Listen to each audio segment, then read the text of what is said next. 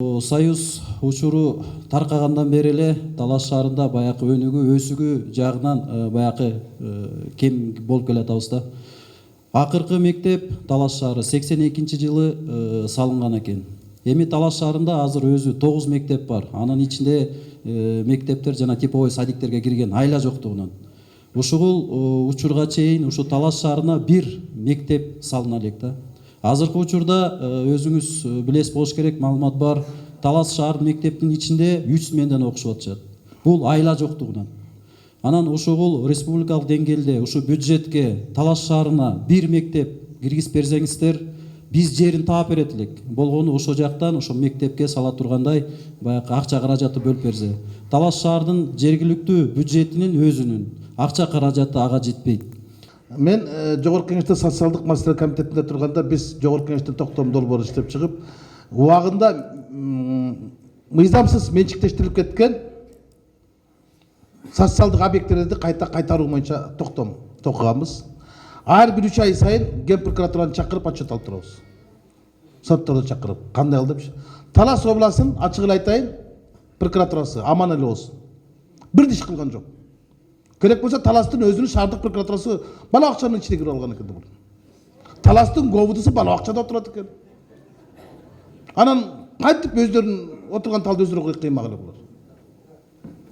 Мен ошон үчүн өткөндө комитет жыйында аябай катуу вопрос койгом. Бул вопросту дагы да коем. Таласта мындай прокуратура иш жүргүзгөн жок. Мына бүгүн Бакатта барсам өзгөрүштү билесиңер да. Чоң жана клубу бар, дом культурасы бар. 22 тонна буудайга сатып жиберген. Азыр 20 миллион долларга ала албай атат. 20 миллион сомго. Өздөрү уруп жиберген. Эми кайтарып берди атат да. Бешекеде да ошол. Мына Кызыл Жылдызда Дамир билет. Килеген бала акчаны жанагы нар жакта Көкдөө деген училище бар. Көкдөө айылында. Ошонун филиалы кылып коюптур. Мына айка эл батпай калыптыр. Тияк барсаң 10 бала, бияк барсаң 5 бала окуп атат. А килеген 2 здание турат. Бер да бирөөсү бала акчага. Кайтарып берди. Прокуратура бул жана иштебейт. Таптак иштебейт. Туура айтты кече Сооронбай Шарипович. Прокуратуранын. Так иштешпейт да булар. Булар өкмөткө эмес чөнтөк иштегенди жакшы көрөт. Көбүнесе. Кече Манас районунан прокурор менен тыкылдайт. Мен карьерди жаптым дейт. Ой кыйраткан экенсиң. Сен чоң капкада коррупцияны жаппайсың, контрабандан жаппайсың. Ай, бизге таптанып атпайбы? Таластан чыкканча Сириядан чыккан жеңилирээк болот деп. Ар бир КАМАЗдан 10 миңден алат. Бир күндө 100 КАМАЗ өтөт атат. Кана акча?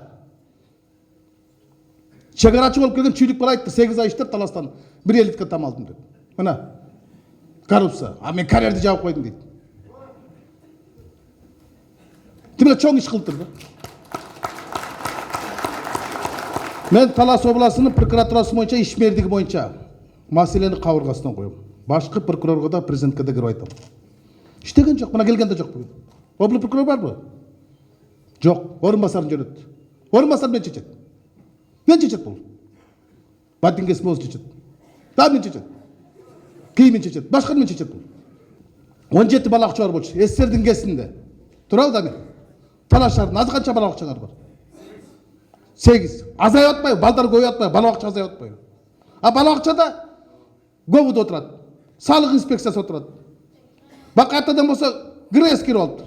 А бала акча жетпей атат. Балдарын апарарга жер жок. Бала акчаларды көбөйтүш керек болчу да.